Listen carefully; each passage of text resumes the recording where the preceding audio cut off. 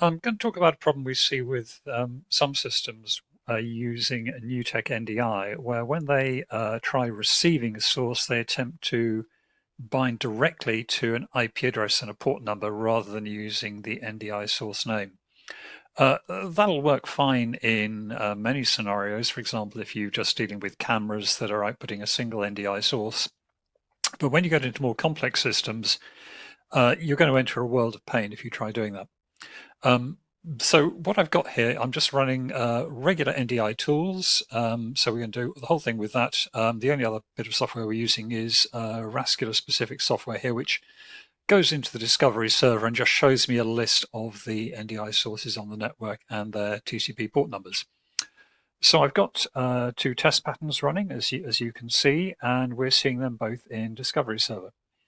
So I'm just going to start up NewTek's own NDI router application. And I've configured this that the two test patterns are appearing as sources 1 and 2. So you can see immediately I've got these 4 new outputs to the router destinations 1, 2, 3, and 4, starting at 5963 for the port number. Let's bring up Studio Monitor.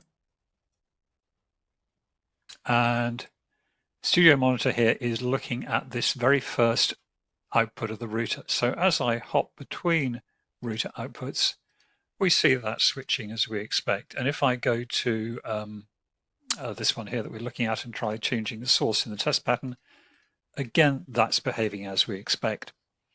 So that's working with 5963 as the port number.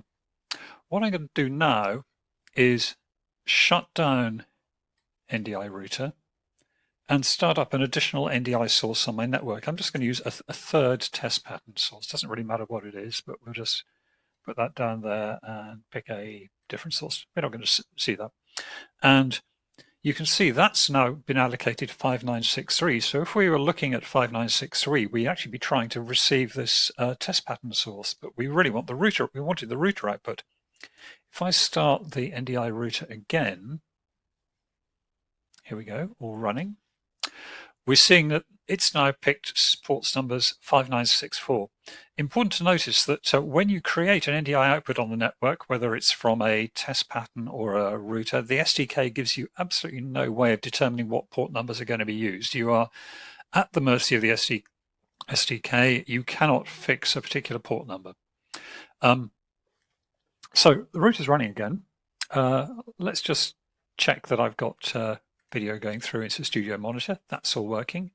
And again, if I make routes in the router, that's all working. And Studio Monitor works correctly because it is binding to a named output, router dest1, rather than trying to bind directly to the port.